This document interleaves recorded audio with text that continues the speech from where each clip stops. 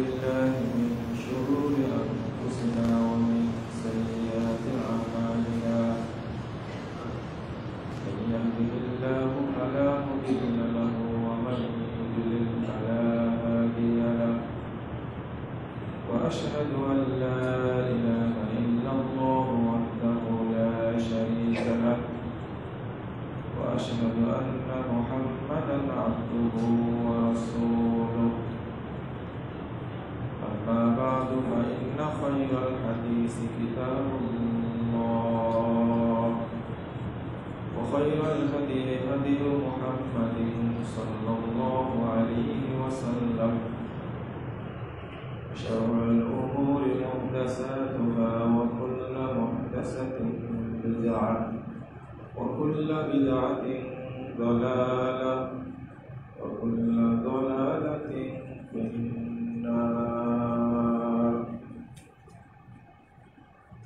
أعوذ بالله من الشيطان الرجيم. سبحان الذي أسرى بعبده ليلا من المسجد الحرام إلى المسجد الأقصى الذي باركنا حوله لنريه من آياتنا إنه هو السميع العليم.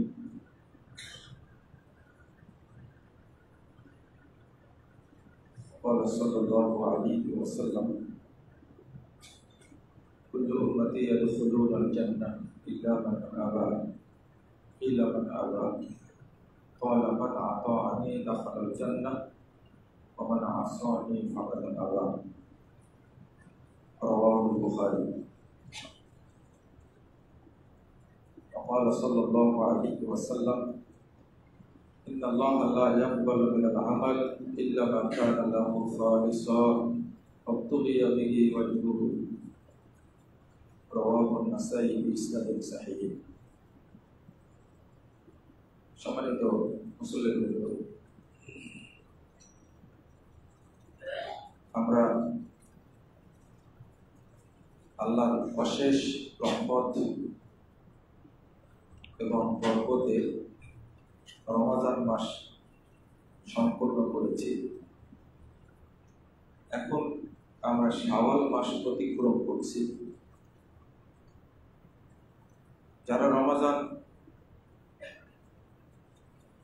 কাজে লাগিয়েছে আল্লাহ তাদেরকে সম্মানিত করবেন ইনশাআল্লাহ, আর যারা অবহেলা করেছে আল্লাহ তাদেরকে অপমান করবেন, অপদস্থ করবেন। এই শাওয়াল মাসের 6টা সিয়াম আমরা এখন করছি। যারা এই সিয়ামগুলো করছেন আল্লাহ যেন তাদেরকে পূর্ণ করার তৌফিক দান করেন। তবে রমজানের কাজাটা আগে পূরণ করবে, তারপরে শাওয়ালটা করবে। যাদের 2, 1, 3, 5টা ছুটে গেছে তারা আগে রমাদানটা করে নেবেন, এরপরে শাওয়ালেরটা করবে। এটাই হলো সুন্নাহ। আজকে আপনাদের সামনে ফিলিস্তিন এবং ফিলিস্তিনের গাজা হামাস, তাদের সাথে সৌদি আরবের সম্পর্ক, মুসলিম বিশ্বের সম্পর্ক, এই বিষয়টা নিয়ে সংক্ষেপে আলোচনা করব ইনশাআল্লাহ।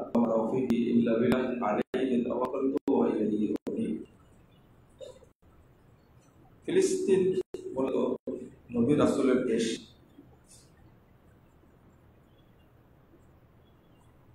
সব নবীর ইতিহাস এই ফিলিস্তিনের সাথে জড়িত। এবং রব্বুল আলামিন যখন মুহাম্মদ সাল্লাল্লাহু আলাইহি ওয়াসাল্লামকে সর্বশেষ নবী যখন তাকে ঊর্ধ্ব ভ্রমণ করালেন, আল্লাহ তাকে ডেকে নিলেন মুহাম্মদ সাল্লাল্লাহু আলাইহি ওয়াসাল্লামকে ঠিক তখনও এই মেরাজের ঘটনাটাও বাইতুল মাকদিসের সাথে জড়িত। এটা তো হতে পারত মদিনাও, মদিনা থেকে তিনি প্রথম আসমান গেছেন, দ্বিতীয় আসমান গেছেন, অথচ বাইতুল মাকদিসের যাওয়ার পথেই কিন্তু মদিনা উত্তর সাইডে।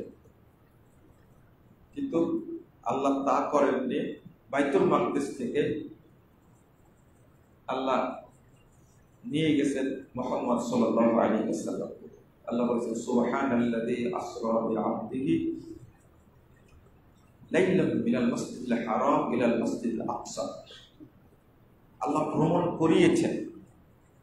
আল্লাহ বলেছেন আল্লাহ ভ্রমণ করিয়েছেন, আর আমরা অনুবাদ করে কি রাসূল সাল্লাল্লাহু আলাইহি ওয়াসাল্লাম ভ্রমণ করেছেন।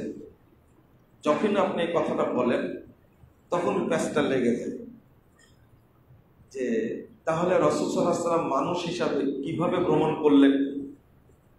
যখন আপনি বলবেন আল্লাহ ভ্রমণ করিয়েছেন, তখন কিন্তু মাথায় এই সমস্ত প্রশ্ন জাগবে না। আল্লাহ এটাই বলেছেন। আরেকটা হলো অন্য জায়গাতে রাসূল কথা উল্লেখ করেছেন, মুহাম্মদ সাল্লাল্লাহু আলাইহি ওয়াসাল্লাম কথা উল্লেখ করেছেন, নবী কথা উল্লেখ করেছেন, কিন্তু এখানে আল্লাহ উল্লেখ করেছেন আবদিহি, তার বান্দাকে তিনি ভ্রমণ করিয়েছেন। মানে আল্লাহর সাথে মুহাম্মদ সাল্লাল্লাহু আলাইহি ওয়াসাল্লাম কথা বলেছেন। এর দ্বারা আপনারা বুঝবেন না যে মুহাম্মদ সাল্লাল্লাহু আলাইহি ওয়াসাল্লামের আল্লাহর সমকক্ষ হয়ে গেছেন বা তিনি মানে আল্লাহরই কিছু হয় পুত্র অথবা আল্লাহর ভাই, নাউযুবিল্লাহ। এইগুলো যদি কেউ মনে না করে, এজন্য কি ব্যবহার করছে আবদিহি। ভ্রমণ করলেও মুহাম্মদ সাল্লাল্লাহু আলাইহি ওয়াসাল্লাম আল্লাহর বান্দা হিসাবেই কি করেছেন। এখানে রাসূল উল্লেখ করেননি, নবী উল্লেখ করেননি, আবার মুহাম্মদ সাল্লাল্লাহু আলাইহি ওয়াসাল্লাম উল্লেখ করেননি। রাত্রি ভ্রমণ করিয়েছেন, এক রাত, লাইলাম মিনাল মাসজিদিল হারাম ইলাল মাসজিদিল আকসা। এরপরে আল্লাহ বলেছেন আল্লাযী বারাকনা হাওলাহু লিনুরিয়াহু মিন আয়াতিনা, যার চতুর্পার্শ্বে আল্লাহ রাব্বুল আলামিন বরকত দ্বারা ভরে দিয়েছেন বাইতুল আকসা। এই নিদর্শনগুলো দেখানোর জন্য আল্লাহ বলছেন আমি তাকে ভ্রমণ করালাম। দেখেন, এর সাথে আমি দুইটা হাদিস পড়েছি, বিস্তারিত যাব না। এখানে আমরা মেরাজের বিষয়টা আলোচনা করছি, ফিলিস্তিন নিয়ে আলোচনা করছি, কিন্তু আল্লাহ কোথায় এটা জানি না। বুঝেন না মনে হয়, তাই না? আইন আল্লাহ, আল্লাহ কোথায়? যারা সালাফি আকীদার, আহলুল হাদিস আকীদার মানুষ, তারা ছাড়া বাকি পৃথিবীর কোন দল, ফেরকা, মতবাদ উত্তর দিতে পারে না আল্লাহ কোথায়। আপনারা বলেন তো আল্লাহ কোথায়? আল্লাহ আরশে। আলহামদুলিল্লাহ, আলহামদুলিল্লাহ। এই যে এক সেকেন্ড লাগেনি, উত্তর দিয়ে দিলেন আল্লাহ কোথায়। এটা হলো আকীদা। আল্লাহ নিয়ে গেলেন মুহাম্মদ সাল্লাল্লাহু আলাইহি ওয়াসাল্লামকে কোথায়? সাক্ষাতের জন্য নিয়ে গেলেন। তো আল্লাহ বলে দিচ্ছেন আর রহমান আলাল আরশি ইস্তাওয়া। রহমান আল্লাহ কোথায়? আরশে আছেন। আল্লাহ নিজের পরিচয় নিজেই দিচ্ছেন, কোরআনের মধ্যে দিচ্ছেন। আপনি মুসলিম হিসাবে বলতে পারেন না কেন আইন আল্লাহ, আল্লাহ কোথায়? আল্লাহ আরশে। এই কথা বললে প্রমাণ হয় যে আল্লাহর আকার আছে। এই জন্য এই কথা স্বীকার করতে চাই না। ইমাম আবু হানিফা রাহিমাহুল্লাহ বলেছেন আল্লাহ কোথায় আছে এটা আমি জানি না। এই কথা যদি কেউ বলে তাহলে লোকটা কাফের। লোকটা কি? কাফের। এবার নেন আপনি, আমি কেন ফিলিস্তিনের কথা বলছি, এই বিষয়টা কেন বলছি? মুহাম্মদ সাল্লাল্লাহু আলাইহি ওয়াসাল্লাম ফিলিস্তিন থেকে গেলেন প্রথম আসমান, আদম আলাইহিস সালামের সাথে দেখা হলো, দ্বিতীয় আসমান ঈসা আলাইহিস সালামের সাথে দেখা হলো, এইভাবে ষষ্ঠ আসমানে গিয়ে দেখা হলো মূসা আলাইহিস সালামের সাথে, সপ্তম আসমানে দেখা হলো, সপ্তম আসমানকে আমেরিকায় না চীনে? সপ্তম আসমান কোথায়? হ্যাঁ, ষষ্ঠ আসমান উপরে না মাটির নিচে? উপরে, সিদরাতুল মুনতাহা পর্যন্ত গেলেন। আল্লাহর সাথে কথা হলো, মুহাম্মদ সাল্লাল্লাহু আলাইহি ওয়াসাল্লামকে দিলেন মাত্র 5 ওয়াক্ত সালাত। কয় ওয়াক্ত? 5 ওয়াক্ত। আমাদের এই ভাইরাস হুজুরগুলো আলোচনা করে যে আল্লাহ মেরাজের রাত্রিতে মুহাম্মদ সাল্লাল্লাহু আলাইহি ওয়াসাল্লামকে ইসলামী রাষ্ট্র কায়েমের 14 দফা মূলনীতি দিয়েছেন। তাজা মিথ্যা কথা, যেটা কোরআনেও নাই, হাদিসেও নাই, ইতিহাসেও নাই। আমরা নিজের একটা কথা বানাই নিয়েছি। আর একটা কথা, আল্লাহ জিজ্ঞেস করলেন মুহাম্মদ কি নিয়ে এসেছে আমার জন্য? মুহাম্মদ সাল্লাল্লাহু আলাইহি ওয়াসাল্লাম বললেন আত-তাহিয়াতু লিল্লাহি ওয়াস-সালাওয়াতু ওয়াত-তাইয়্যিবাতু, তাই না? আর এর জবাবে আল্লাহ কি বললেন? আসসালামু আলাইকা ইয়া আইয়ুহান নাবিয়্যু, তাই না? কত সুন্দর, প্রসিদ্ধ, কিন্তু পুরোটাই মিথ্যা কাহিনী। এই যে বানাইছি আমরা, এইভাবে সুন্দর করে বানাইছি। শুধু দিয়েছেন আল্লাহ রাব্বুল আলামিন মুহাম্মদ সাল্লাল্লাহু আলাইহি ওয়াসাল্লামকে 5 ওয়াক্ত সালাত না, 50 ওয়াক্ত দিয়েছিলেন। কয় ওয়াক্ত? যখন ফিরে আসছেন ষষ্ঠ আসমানে দেখা মুসা আলাইহিস সালামের সাথে, মুসা আলাইহিস সালাম জিজ্ঞেস করলেন কি দিল তোমাকে? 50 ওয়াক্ত নামাজ দিয়েছেন, সালাত। তুমি ফিরে যাও, আবার আল্লাহকে বলো তোমার উম্মত পারবে না। আবার গেলেন, কয় ওয়াক্ত কমালো? 5। কয়বার হলো? 2 বার গেলেন। আবার ফিরে আসছে, কত কমাইছে? 5 কমাইছে। আবার যাও, তোমার উম্মত পারবে না। আবার 5 কমালো। কয়বার হলো? 3 বার। সালাত হলো 40 ওয়াক্ত। আবার যাও, পারবে না। 9 বার গেছেন, 5 9 45। আর প্রথম একবার, কয়বার হলো? 10 বার। আল্লাহ রাসূল মুসা আলাইহিস সালাম ষষ্ঠ আসমান থেকে যে যাচ্ছেন আল্লাহর কাছে বারবার, এটা কোন জায়গা? লন্ডনে? লন্ডনে? কোথায়? বাংলাদেশে? কোথায় যাচ্ছেন? একটা জাজল্য হাদিসকে আমরা অস্বীকার করি, আল্লাহ কোথায় আছে এটাই বলতে পারি। অথচ মূসা আলাইহিস সালামের সাথে কথা হচ্ছে, আবার যাচ্ছে। এই হাদিস প্রমাণ করে 10 বার আল্লাহর সাথে কথা বলতে গেছেন মুহাম্মদ রাসূলুল্লাহ সাল্লাল্লাহু আলাইহি ওয়াসাল্লাম। এখন কনফার্ম হলেন তো আল্লাহ কোথায় আছে? কিন্তু হুজুর এটা বলতে পারে না কেন? এক গাধা বলাটাও ঠিক না, গাধারও বুদ্ধি শুদ্ধি আছে। বলছে এরা বলছে আল্লাহ আরশে। বিজ্ঞানের যে প্রযুক্তি, এখন রকেট যেভাবে যাচ্ছে, একটা সময় আসবে এই বিজ্ঞানীরা আরশ থেকে মুহাম্মদকে আল্লাহ রাব্বুল আলামিনকে গ্রেফতার করে ফেলবে।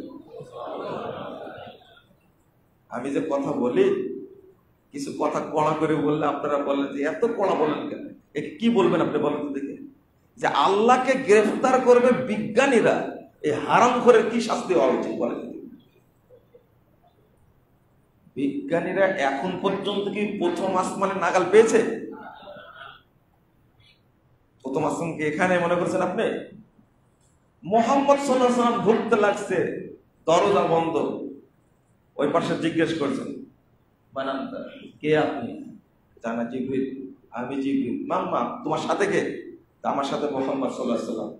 জিজ্ঞেস করছে তাকে কি নিয়ে আসার জন্য বলা হয়েছে? হ্যাঁ, আল্লাহ নির্দেশ দিয়েছেন, আমি তাকে নিয়ে যাচ্ছি। তখন দরজা খোলা হয়েছে। আরাম করে মুলবি, এও মুলবি, কিন্তু আল্লাহকে গ্রেফতার করবে আরশ থেকে বিজ্ঞানীরা, এটাও মুলবি। কথাটা কত পর্যায়ের নোংরা, উদ্ধত্ত, খেয়াল করছেন আপনি? এই ফিলিস্তিনের এত ইতিহাস, শুধু তাই সকল নবী রাসূল এই ফিলিস্তিনে বাইতুল আকসাতে সালাত আদায় করলেন আল্লাহর রাসূলের ইমামতিতে। পৃথিবীর সব নবী রাসূল দুইটা ঘটনা, যাওয়ার সময় বা আসার সময়, ফেরার সময় দুইটাই আসছেন।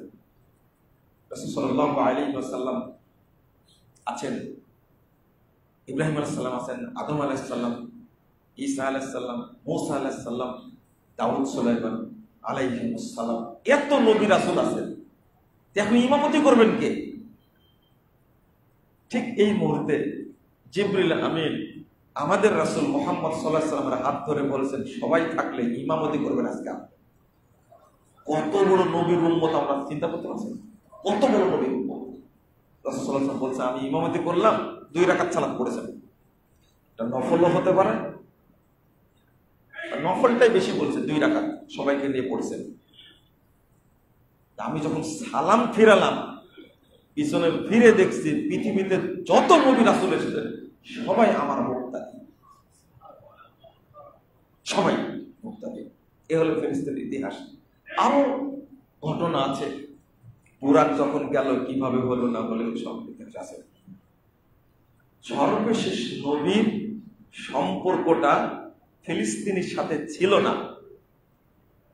এই মেরাজের মাধ্যমে আল্লাহ রাব্বুল আলামিন মুহাম্মদ সাল্লাল্লাহু আলাইহি ওয়াসাল্লামকে ফিলিস্তিনের সাথে অ্যাড করে দিয়েছে এইভাবে মেরাজের মাধ্যমে। না সেখান থেকে কেন যাবে? এবং আল্লাহ দেখালেন বারাকনা হাওলাহু, কি পরিমাণ বরকত ফিলিস্তিন আশেপাশে, এইটা আল্লাহ রাব্বুল আলামিন তাকে দেখিয়েছেন।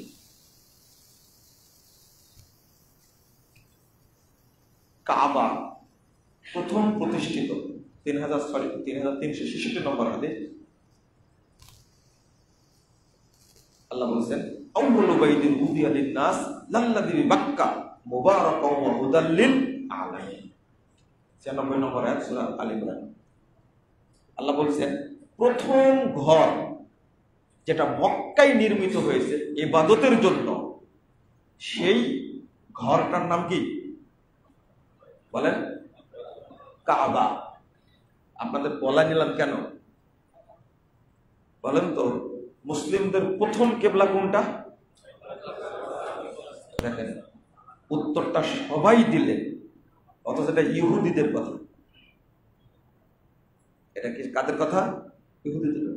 বাইতুল আকসা মুসলিমদের প্রথম কেবলা। আমি যে আয়াত পড়ে প্রশ্নটা করলাম, ঘুরে ওটাই বললেন, বুঝেন না মনে কথাটা? আউয়ালু বাইতিন উদিয়া লিন-নাস লাল্লাযী বিবাক্কা, আমি যে আয়াতটা পড়ে অনুবাদ করলাম, কাবা আগে তৈরি না বাইতুল মাকদিস আগে তৈরি? বাইতুল মাকদিস কি করে মুসলিমদের প্রথম কিবলা হয়? উত্তর দেন। এতদিন থেকে বলে আসছি, অন্তত 5-7 বছর থেকে বলে আসছি আমি, মুসলিমদের প্রথম কেবলা কাবা, শেষ কেবলাও কাবা। খণ্ডকালীন কেবলা হয়েছিল 17 মাস, সেটা বাইতুল আকসা। এটা হলো ইহুদিদের দাবি যে এই প্রথম কেবলা পৃথিবীতে হয়েছে কোনটা? বাইতুল আকসা। আর মুসলিমদের দাবি হলো প্রথম কেবলাও কাবা, শেষ কেবলাও কাবা।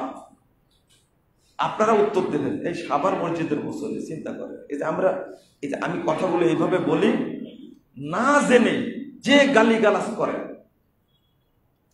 কেন আলেম ওলামা নাই, একটু তদন্ত করেন কথাটা ঠিক বলেছে কিনা, না বেঠিক বলেছে, তদন্ত করেন একটু। আপনি উত্তর দেন, আল্লাহ যে বললেন যে প্রথম ঘর আমি তৈরি করেছি মক্কায়, ইবাদতের ঘর। আল্লাহ বলছেন, মান দাখালাহু কানা আমিনা, মক্কায় যে প্রবেশ করবে সে ব্যক্তি নিরাপত্তা পাবে। কত ফজিলত মক্কার বর্ণিত হয়েছে। রাসূল সাল্লাল্লাহু আলাইহি ওয়াসাল্লাম বলছেন, এই যে কাবা তৈরির 40 বছর পরে বাইতুল আকসা তৈরি হয়েছে। তাহলে আচ্ছা, বাইতুল আকসা কোন নবী তৈরি করেছেন? সুলাইমান আলাইহিস সালাম। দেখেন মেরি দিলেন আপনি, খেয়াল করেন তো একটু। বাইতুল কাবা তৈরির 40 বছর পরে তৈরি হয়েছে কি? বাইতুল আকসা, এটা সহিহ বুখারীর হাদিস 3366 নম্বর হাদিস, সহিহ বুখারীর মধ্যে এসেছে। আল্লাহ রাসূল বলছেন কাবা তৈরির কত বছর পরে? 40 বছর পরে। অথচ ইব্রাহিম আলাইহিস সালামের 1000 বছর পরে আসছেন সুলাইমান আলাইহিস সালাম। কত বছর পরে? 1000 বছর পরে। তাহলে আপনার হিসাবটা কি মিলল? এদিকে বুখারীর হাদিস, সহিহ বুখারীর হাদিস, 40 বছর পরে বাইতুল মাকদিস তৈরি করেছে, আর 1000 পরে জন্মই নিয়েছেন সুলাইমান আলাইহিস সালাম। তাহলে সুলাইমান আলাইহিস সালাম তৈরি করেছেন? এগুলো ইহুদিদের বক্তব্য। মূলত ইব্রাহিম আলাইহিস সালাম তিনি তৈরি করেছেন বাইতুল মাকদিস। তাহলে মর্যাদাটা বাড়লো না কমলো? কাবা যেমন তৈরি করেছেন ইব্রাহিম আলাইহিস সালাম, ঠিক বাইতুল মাকদিস তৈরি করেছেন কে? ইব্রাহিম আলাইহিস সালাম। কেউ বলছেন যে ইয়াকুব আলাইহিস সালাম তৈরি করেছেন, তার নাতি ইসহাক আলাইহিস সালামের ছেলে, ঈসা আলাইহিস সালামের বাপ ইয়াকুব আলাইহিস সালাম তৈরি করেছেন। আচ্ছা হলো, এরপরও কি সুলাইমান তৈরি করেছেন? 1000 বছর পরে এই মসজিদটা বড় করে সংস্কার করলেন সুলাইমান আলাইহিস সালাম। এবার বোঝা গেছে, তাই না? তিনি পুনর্নির্মাণ করেছেন, কিন্তু আমরা সবাই জানি বাইতুল মাকদিস কে তৈরি করেছে? সুলাইমান আলাইহিস সালাম। কেন জানেন? ইসহাক আলাইহিস সালামের সন্তান ইয়াকুব আলাইহিস সালাম, আর ইসহাক আলাইহিস সালাম থেকে সব নবী এসেছেন, আর ইসমাইল আলাইহিস সালাম থেকে নবী এসেছেন মাত্র একজন, নাম কি? মুহাম্মদ সাল্লাল্লাহু আলাইহি সাল্লাম। এই জন্য এই ইহুদেরা দাবি করে যে জবিহুল্লাহ ইসহাক, ইসমাইল না, নাউজুবিল্লাহ। কারণ জবিহুল্লাহ ইসমাইল হওয়ার কারণে তার মর্যাদা অনেক বেশি, আর ইসমাইল আলাইহিস সালামের সাথে কত স্মৃতি বিজড়িত, সেটা মক্কা, জমজম, সাফা মারওয়া, এতগুলো ঘটনা, তওয়াফ করা, সব জড়িত কার সাথে? ইসমাইল আলাইহিস সালাম সাথে। কারণ তার মা এবং ইসমাইল আলাইহিস সালাম দুইজনা মিলেই জমজমের মালিক, দুইজনা মিলে মাকাম ইব্রাহিমের মালিক, দুইজনা মিলে সাফা মারওয়ার মালিক, তারা মিলে আরাফার মালিক, তারা মিলে মিনার মালিক, মুজদালিফার মালিক। এত ইতিহাস তাদের সাথে জড়িত, এটা ইহুদিরা সহ্য করতে পারে না। তথ্যগুলো কিভাবে ঘুরাই দিছে দেখেন, কিভাবে ঘুরাই দিছে। আমি আপনাদের বলছি দলিল দিয়ে, যারা এই মিথ্যা কাহিনীগুলো বলে তাদের দলিল আছে? তাদের দলিল নাই, কিভাবে বলে? তাহলে আমরা এক বাক্যে বুঝবো যে এই ফিলিস্তিনটা ইহুদা দখল করলো কেন। মূল কারণ হলো যে ওরা বলে এই ফিলিস্তিন এই নবী রাসূলের দেশ। এই যে ইসমাইল আলাইহিস সালাম, তার জন্ম কোথায়? মক্কায়। বসবাস কোথায়? মক্কায়। এখান থেকেই মুহাম্মদুর রাসূলুল্লাহ সাল্লাল্লাহু আলাইহি সাল্লাম এসেছেন নবী হিসাবে। এই জন্য ইহুদিরা এটা সহ্য করতে পারে না। কিন্তু আমাদের নবী ইসমাইল যেমন, তেমনি ইসহাক আলাইহিস সালাম, তাই না? সকল নবী কি বিশ্বাস করি আমরা, তারা বিশ্বাস করে ইসহাক থেকে নিয়ে মুহাম্মদ সাল্লাল্লাহু আলাইহি সাল্লামের আগ পর্যন্ত যত নবী রাসূল সব হলো ফিলিস্তিনের, এরা সবাই ছিল কি? ইহুদি। কোরআনে সব বিভিন্ন জায়গায় বলা হয়েছে এইভাবে। এখন তাদের দাবি হলো যে এই ইহুদিদেরকে প্রতিষ্ঠা করলো বিস্ফোড়া হিসাবে আমেরিকা আর ইউরোপ, এই দুইটা মিলে 1948 সালে স্বাধীন রাষ্ট্র হিসাবে স্বীকৃতি দিল এরা। এটা হলো মধ্যপ্রাচ্যের বিস্ফোরণ। এরা কিন্তু আমেরিকা এবং ইউরোপকে শাস্তা করতে পারলে 1 ঘন্টাও ইসরায়েল টিকতে পারবে না ইনশাআল্লাহ। 1 ঘন্টা টিকতে পারবে না। 2 নম্বর, ফিলিস্তিন মুসলিমদের ছিল, এখনো আছে, কিয়ামত পর্যন্ত থাকবে ইনশাআল্লাহ। তবে এই ফিলিস্তিনে আক্রমণ হয়েছে প্রায় 10,000 বার। হাদিসে ইংরেজি মুস্তাদরাক হাকিমের হাদিস একটা, রাসূল সাল্লাল্লাহু আলাইহি ওয়াসাল্লাম ইঙ্গিত দিয়ে গেছেন যে এই বাইতুল মাকদেসে মুসলিমরা সালাত আদায় করতে পারবে না। তো ফজিলত অর্জন করবে কি করে, তাই না? ফজিলত অর্জন করবে। রাসূল সাল্লাল্লাহু আলাইহি ওয়াসাল্লাম বলেছেন মিসলু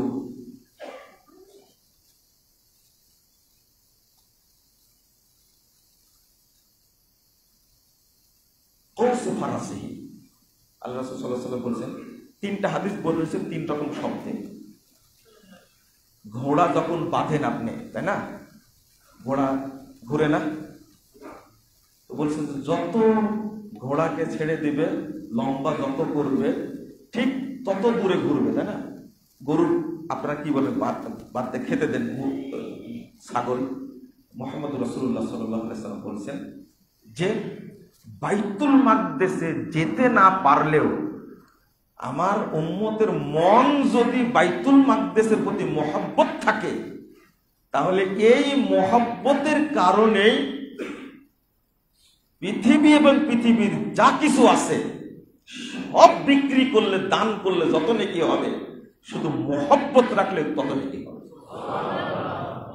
হাকিমের হাদিস, মানে আমার মন চলে গেছে কোথায়?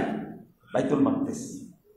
এই যে এই হাদিস দিয়ে মুহাদ্দিসগণ বলছেন ইয়ামনাউনা জিয়ারা, মুসলমানদেরকে বাধা দিবে বাইতুল মাকদেসে জিয়ারত করতে, যেতে দিবে না। এই জন্য আল্লাহ রাসূল ফজিলত বর্ণনা করে দিয়েছে, অন্তত মহব্বতটা রাখো তোমরা দূর থেকে। এই মহব্বত রাখলেই সারা পৃথিবী দান করলে যে নেকি হবে, সেই নেকি কেউ তোমাকে বেশি নেকি দেওয়া হবে। 2 নম্বর, সুলাইমান আলাইহিস সালাম এই বাইতুল মাকদেস পুনর্নির্মাণ করে দোয়া করেছিলেন 3টা। তার মধ্যে একটা দোয়া হলো যে আল্লাহ, কেউ যদি এখানে আসে সে যেন সালাত না পড়ে ফিরে না যায়। যে ব্যক্তি সালাত পড়বে, কোন সালাত পড়বে, খরাজা মিন যুনুবিহি কায়াউমি ওয়ালাদাত উম্মু, সে পাপ থেকে অনুরূপ মুক্ত হয়ে যাবে যেদিন, ওই দিনের মতো হবে যেদিন তার মা তাকে জন্ম দিয়েছে। বাইতুল মাকদেসের ফজিলত, একদিকে বরকত, আগেই বলেছি পুরোটা এত পরিমাণ বরকত এই অঞ্চলে। ইহুদিরা এই জন্যই এটাকে ঠেকে রাখে।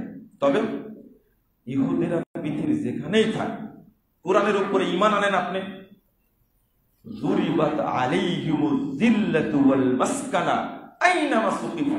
আল্লাহ বলেছেন যে এই ইহুদি অভিশপ্ত অপবিত্র জাতি পৃথিবীর যেখানেই থাক, সেখানেই তারা দরিদ্রতার মধ্যে থাকবে, সেখানেই তারা লাঞ্ছনার মধ্যে থাকবে। আজকে ইসরায়েলে যে আছে, ফিলিস্তিনে হামলা করছে শয়তানগুলো, কিন্তু এই প্রধানমন্ত্রী নেতানিয়াহু হলো হারামখোর, এই শয়তানটা বাংকারের মধ্যে পালায় থাকে। যে বাংকারের মধ্যে পালায় থাকে ওর কোনো জীবন আছে বলেন তো দেখি? ওরা টিকবে না। 100 বছর যখনই হয়েছে যেখানে ছিল সেখান থেকে বিতাড়িত করেছে। আপনারা বেশি করে দোয়া করেন, ইনশাআল্লাহ ফিলিস্তিনেও এই অপবিত্র গোষ্ঠী টিকতে পারবে না, ইনশাআল্লাহ টিকতে পারবে না, ইনশাআল্লাহ। ইনশাআল্লাহ মুসলিমদের দোয়া কবুল হয়, কবুল হয় না কে বলেছে? কবুল হয় তো। সিরিয়ার জন্য দোয়া করেছেন না? 53 বছর পরে সিরিয়া স্বাধীন হয়নি? স্বাধীন হয়েছে, আলহামদুলিল্লাহ। এই বাশার আল আসাদ, তাকে আপনারা কত ভালোবাসেন, একে সহযোগিতা করলো কে বলেন তো দেখি? বাশারকে সহযোগিতা করেছে ইরান। আরে সালাফি এই সুন্নি মুসলিমদের সহযোগিতা করেছে কে বলেন?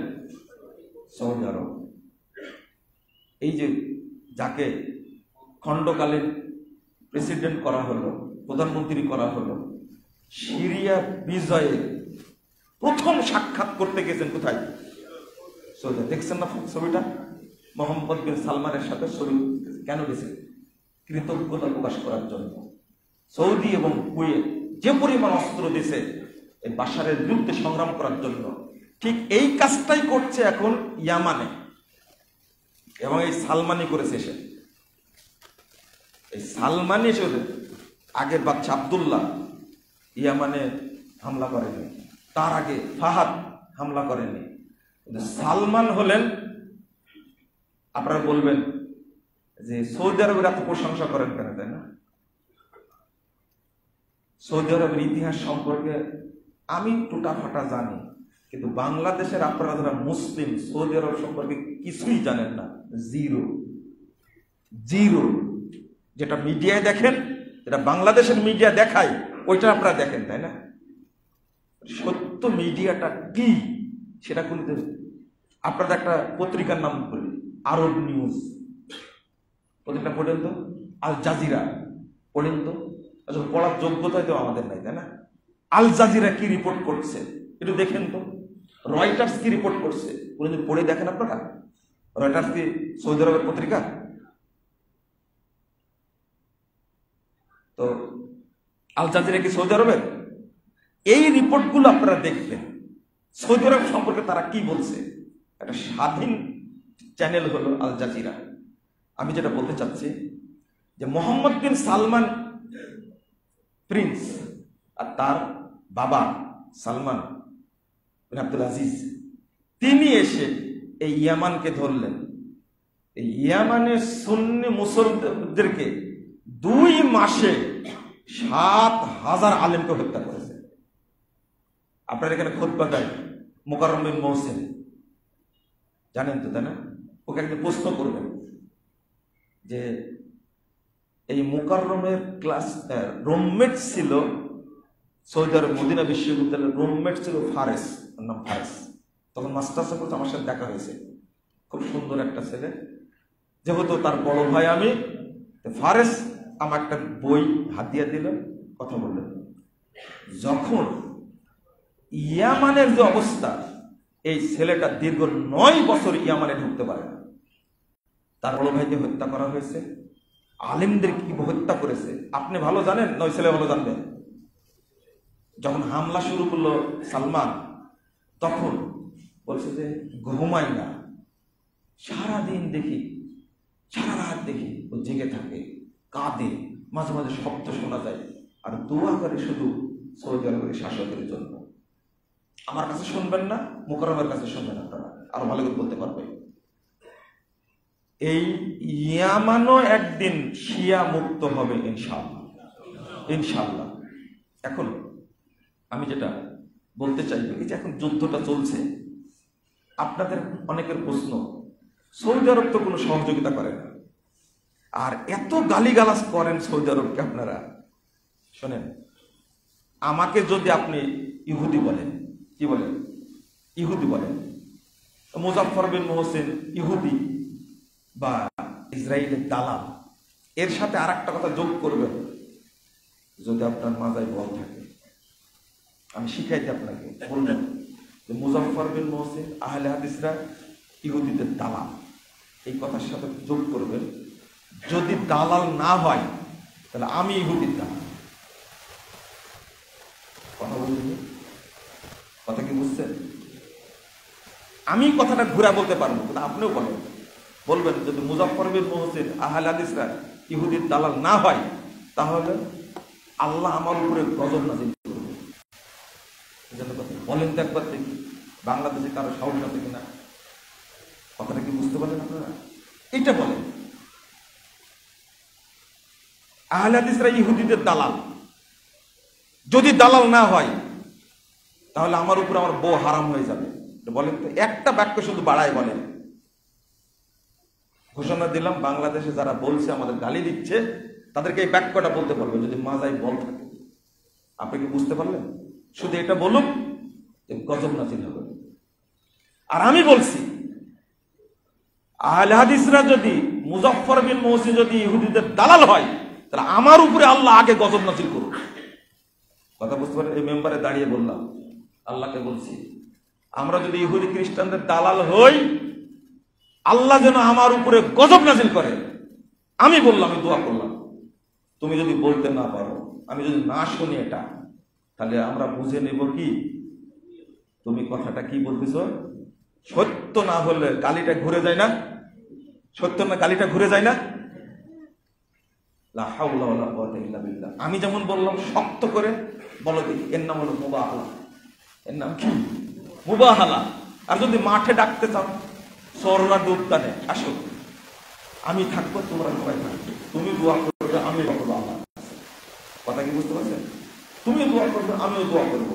তুমি বলবে আহলে হাদিসরা ইহুদের দালাল, যদি দালাল না হয় তাহলে আল্লাহ তুমি আমাকে ধ্বংস করো। আর আমি বলবো আল্লাহর কাছে, আল্লাহ আমি ইহুদিদের দালাল না, যদি আমি দালাল হই তাহলে আল্লাহ তুমি আমাকে ধ্বংস করো। এটা চুক্তি করলাম কিন্তু এই মৌলবীদের সাথে, আজকে এটা চুক্তি হয়ে গেল। এনি টাইম আমি উপস্থিত। এটা যেটা বলতে চাচ্ছিলাম, এই যে গালিগালাজ যে করছেন, ইতিহাস কি আমাদের জানা আছে? বলেন তো, ফাতাকে আর হামাসকে,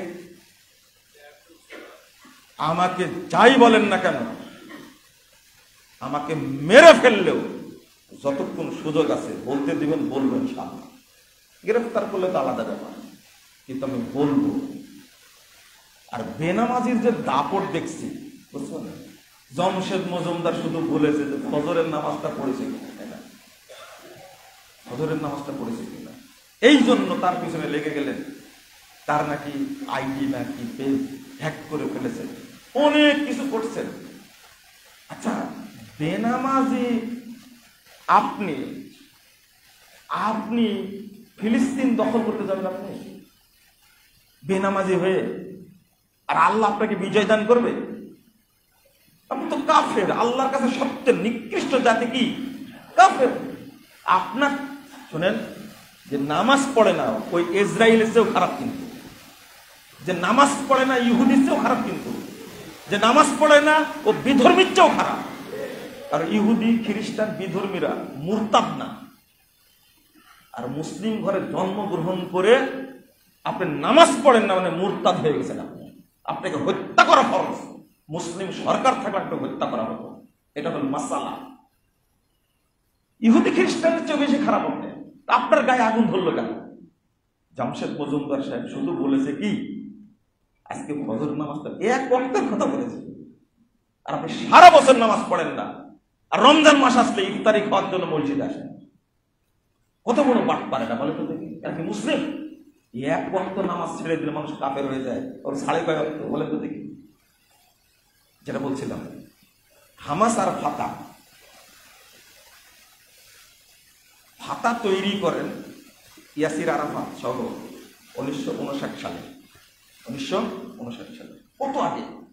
আর হামাস তৈরি হয় 1970 সালের 14 ডিসেম্বর। ফাতা শাসন করছিল সবই, পশ্চিম তীর সহ গাজা সহ শাসন করছিল। ফাতা তৈরি হলো 87 সালে। 87 সালে ফাতা তৈরি হওয়ার পরে হামাস তৈরি হওয়ার পরে সৌদি আরব এত সুন্দর একটা তাদেরকে সুযোগ করে দিল যে সৌদি আরব হামাসের অফিস করার জন্য বলে দিল, রিয়াদে একটা অফিস থাকবে, জেদ্দা একটা অফিস থাকবে, এবং তাদেরকে বড় একটা অনুদান দেয়। বুঝতে পারলেন? অনেক বড় একটা অনুদান দেয় তাদেরকে, তোমরা কাজ করো, ফিলিস্তিন কি করা লাগবে? স্বাধীন করতে হবে। তাহলে এখন দুইটা গ্রুপ হলো, ফাতার কি হামাস। এখন 2002 সালে এসে হামাসের মাথায় পোকা ধরল। আসলে হামাসটা কারা এটা জানতে হবে না?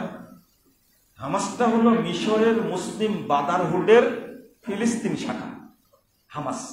ফাতা তো ছিলেন, তাহলে ফাতার আকিদার হামাসের আকিদা এক না। ধরলাম যে তারা ফিলিস্তিনের ক্ষেত্রে কি এক। হামাস এবং ফিলিস্তিন এই চুক্তি করে দিলে সৌদি আরব, ঠিক আছে, আমাদের টার্গেট হবে ফিলিস্তিনকে কি করা, অনেকগুলো, এবং কি মন্ত্রণালয় বন্টন করে দিলে তারা, ফাতার এই মন্ত্রণালয় থাকবে, হামাসের মন্ত্রণালয় থাকবে, ওকে। কিন্তু 2000 সালে এসে ফাতা বোকামিটা করলো সৌদি আরবের সাথে। হামাস বোকামিটা করলো সৌদি আরবের সাথে, এবং 2002 সালে আরব শান্তি চুক্তি প্রস্তাব দিল যখন, হামাস সেটাকে কি করলো, প্রত্যাখ্যান করলো যে না, আমরা এই চুক্তি মেনে নিতে পারবো না, যুদ্ধ করে যাব। অথচ ফিলিস্তিন কে এই হামাসকে সহযোগিতা করার জন্য Saudi Arab Saudi development fund এটা তৈরি করেছে, আল আকসা ফান্ড তৈরি করেছে, জেরুজালেম ফান্ড তৈরি করেছে। 2000 সালে $200 মিলিয়ন জেরুজালেম আল আকসা ফান্ডে $200 মিলিয়ন দেয় সৌদি আরব। কত সালে বললাম? 2000 সালে। এবং 2002 সালে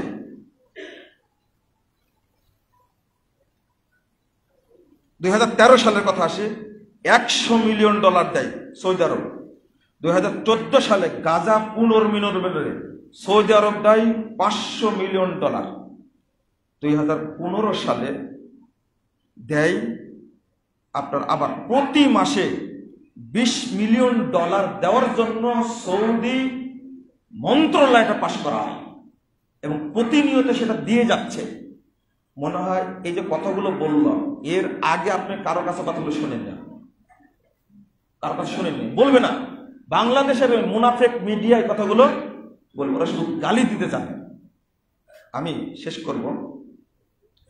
2007 সালে এসে সৌদি আরবের সাথে হামাস মিলল না, 2 সালে বেঈমানি করল, 7 সালে এসে হামাস আর ফাতা মানে ফাতাকে জেরুজালেম থেকে অর্থাৎ গাজা থেকে তাড়িয়ে দেওয়ার জন্য হামাস চুক্তি করল ইরানের সাথে, হিজবুল্লাহর সাথে এবং হুতির সাথে, বাশার আল আসাদের সাথে। এই 4 গ্রুপের সাথে চুক্তি করে একসঙ্গে ফাতাকে গাজা থেকে কি করলো? তাড়িয়ে দিল, বহিষ্কার করলো 7 সালে এবং তুমুল যুদ্ধ হয়, ফাতা গাজা ছেড়ে দিল। এখন কি হতে পারে? 13 সালে এসে মুসলিম ব্রাদারহুডকে সহযোগিতা করল কে? মুসলিম ব্রাদারহুডকে সহযোগিতা হামাস, যেটা সৌদি আরবের সাথে দূরত্ব। কারণ ইখওয়ানি যারা, তারা মুসলিম ব্রাদারহুড যারা ইখওয়ানি যাদেরকে বলে, ইখওয়ানুল মুসলিম যাদেরকে বলে, তাদের আকীদা আর সৌদি আরবের আকীদা এক নয়। যখন সৌদি আরবের সাথে দূরত্ব বাড়ে, এমনকি মুরসি যখন ক্ষমতায় আসে তখন খুব সুন্দরভাবে, সত্য ঘটনা যেটা বলতেই হবে, আমি না বলে আরেকজন বলবে তো, মুরসির সাথে সৌদি আরবের দূরত্ব হয় এবং মুরসি ক্ষমতায় 1 বছর থাকতে পারেনি। এই হামাস আর মুরসি মুসলিম ব্রাদারহুড যেটা, এই দুইটা যেহেতু একই আকীদার মানুষ, সৌদি আরবের সাথে দূরত্ব আরো বেড়ে যায়। আর ইতিমধ্যেই হামাস এই 3টা গ্রুপের সাথে চুক্তি করেছে। হামাসের মূল বন্ধু, 1 নম্বর বন্ধু হলো ইরান, 2 নম্বর বন্ধু হলো কি? হিজবুল্লাহ, 3 নম্বর বন্ধু হলো হুতি, 4 নম্বর হলো বাশার আল আসাদ, 5 নম্বর হলো কি? তালেবান। দুর্ভাগ্য হলো এই 5টা গোষ্ঠীর সাথে সৌদি আরবের আকীদাগত কোনো মিল নাই। বরং ইরান চাই, ইরানের সাথে আপনি কিভাবে বন্ধুত্ব করবেন? এই বক্তব্য যখন দিচ্ছি, ওই যে অনেক আগে বলেছিলাম, বাংলাদেশের অধিকাংশই দাবি করে মুসলিম, কিন্তু এরা অধিকাংশই শিয়া, শিয়া শাসক দ্বারা শাসিত হয়েছে। তারা ইখতিয়ারউদ্দিন মোহাম্মদ মুখতিয়ার খুলজি, নবাব সিরাজউদ্দৌলা, আরো যত শাসক, টিপু সুলতান, এরা সবাই কি ছিল? শিয়া। আমাদের অন্তর সেই শিয়া বীজ আছে এখনো। আর ওই কারণে ইরানকে আমরা ইসলামী সরকার বলি, অথচ ইরান এক আলী রাদিয়াল্লাহু আনহু ছাড়া বাকি 3 খলিফাকে তারা কাফের বলে।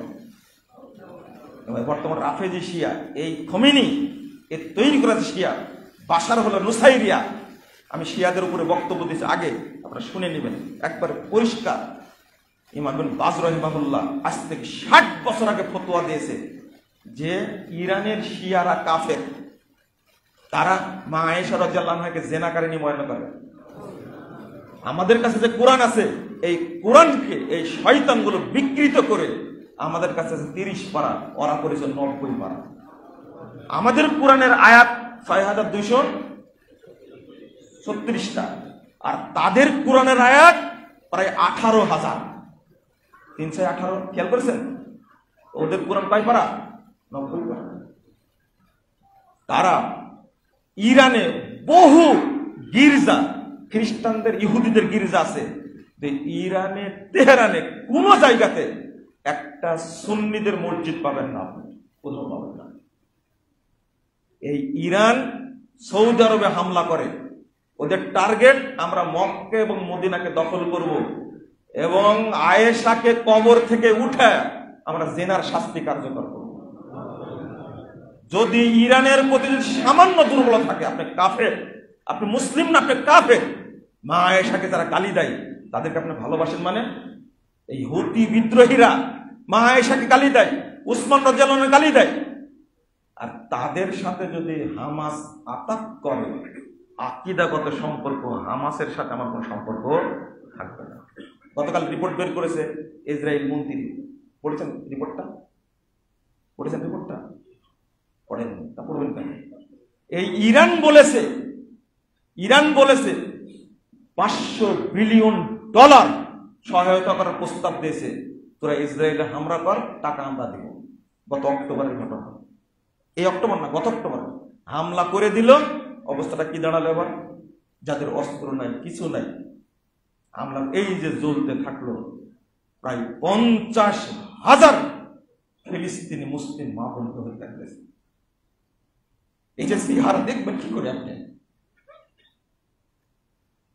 এদের মধ্যে প্রায় 30,000 শুধু শিশু, মা জন্ম দিচ্ছে বাচ্চা। ফিলিস্তিন স্বাধীন করার জন্য যত মরলো একবারে, এত অল্প টাইমে এত মানুষ কখনো ফিলিস্তিনে মরেনি। আপনি ভাবতে পারেন? পরে মুখোশ উন্মোচন করে দিল, হামাসের বিরুদ্ধে মিছিল করলো না গাজায়? দেখছেন এটা? কেন মিছিল করলো? হামাস বেরিয়ে যাও, যুদ্ধ বন্ধ করো, তাদের স্লোগান ছিল। কেন? হামাস গাজার যদি এতই ভাই হয়, তা মিছিল বের করলো কারা? ও এখন বলবেন যে মিছিল ইসরায়েলরা করেছে, তাই না? তা তো বলবেন, আপনারা বলবেন যায় আসে না।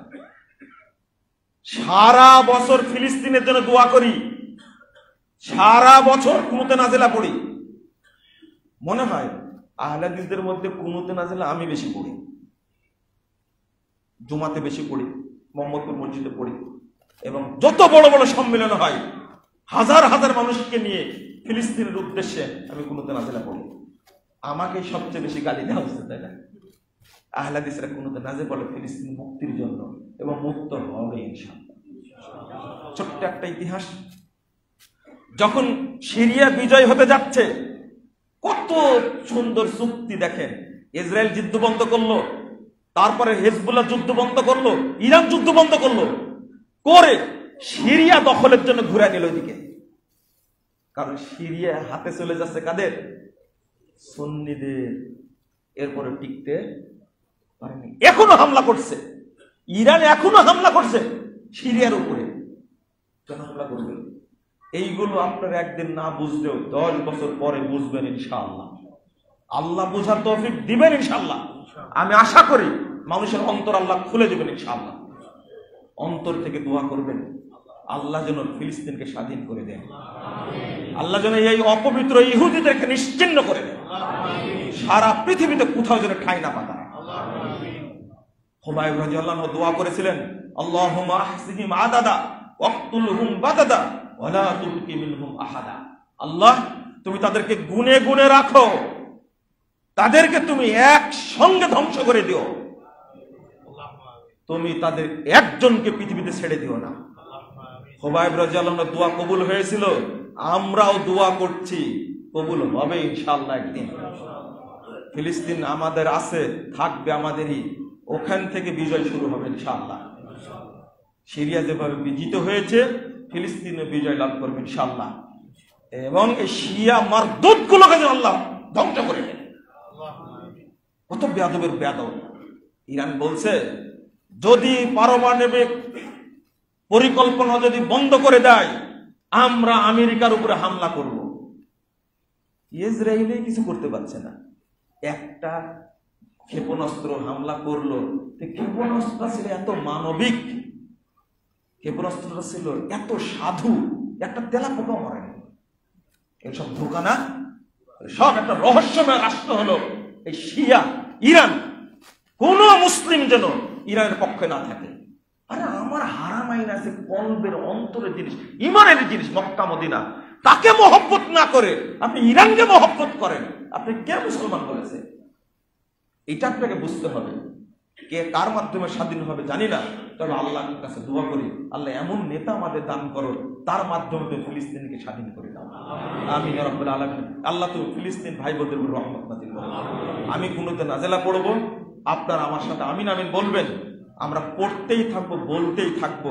ইনশাআল্লাহ একদিন বিজয় হবে, ফিলিস্তিনিরা নিরাপদে থাকবে ইনশাআল্লাহ, এবং আমাদের নবী রাসূলদের ভূমি সেটা আমাদেরই থাকবে ইনশাআল্লাহ। আল্লাহ তুমি আমাদের কবুল করো। আমিন ইয়া রাব্বাল আলামিন। আকুলু কওলি হাযা আস্তাগফিরুল্লাহ লি ওয়া লাকুম ওয়া লিসাইরিল মুসলিমিন।